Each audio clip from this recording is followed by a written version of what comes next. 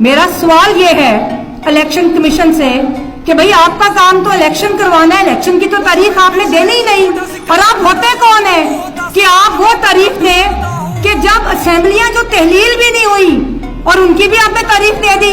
वो तारीख तो 8 अक्टूबर या जो भी तारीख होगी उनकी तहलील के बाद वो तो आईनी ओहदेदार देंगे, तो आप कौन होते हैं तारीख देने वाले?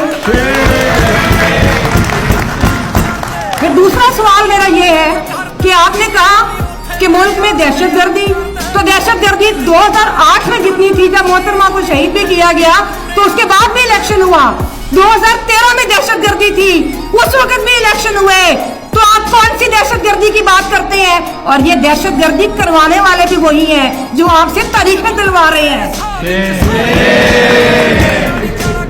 हमारा दूसरी बात कि ये कहते हैं कि मुल्क में पैसे नहीं है, तो क्या आप इस रियासत को दिवालिया डिक्लेयर कर रहे हैं कि जो 2 सूबों में इलेक्शन नहीं करवा सकती? तो हमारा सवाल है कि अक्टूबर में कौन सा कानून का खजाना आपके हाथ लगना है कि आप लोगों ने इलेक्शंस करवाने हैं? ये सारे आमरों के चौंचले हैं। ये इलेक्शन 2 साल आगे करना, इलेक्शन 7 साल आगे करना, इलेक्शन 11 साल आगे करना। जमहूरी हुकूमतें जब भी रही 90 में असेंबली तहलील हुई अपने वक्त से पहले, 93 में असेंबली तहलील हुई अपने वक्त से पहले, लेकिन जमहूरी जो सियासतदान थे उन्होंने इलेक्शंस करवाए भी और उसमें हिस्सा भी लिया। तो मेरा सवाल आज ये है कि आज इलेक्शन क्यों नहीं हो सकते? आज इलेक्शन क्यों नहीं हो सकते कि जब कौन सी ऐसी कुव्वत इलेक्शन कमीशन के पीछे खड़ी है कि जिसने सुप्रीम कोर्ट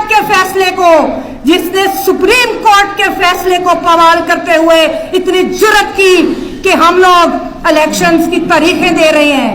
तो मैं आज इनको आगाह कर दूं कि अब हाईकोर्ट बार और वुकला के जो नुमाइंदे हैं वो आपके नुमाइंदे नहीं, वो जमहूरियत के नुमाइंदे हैं।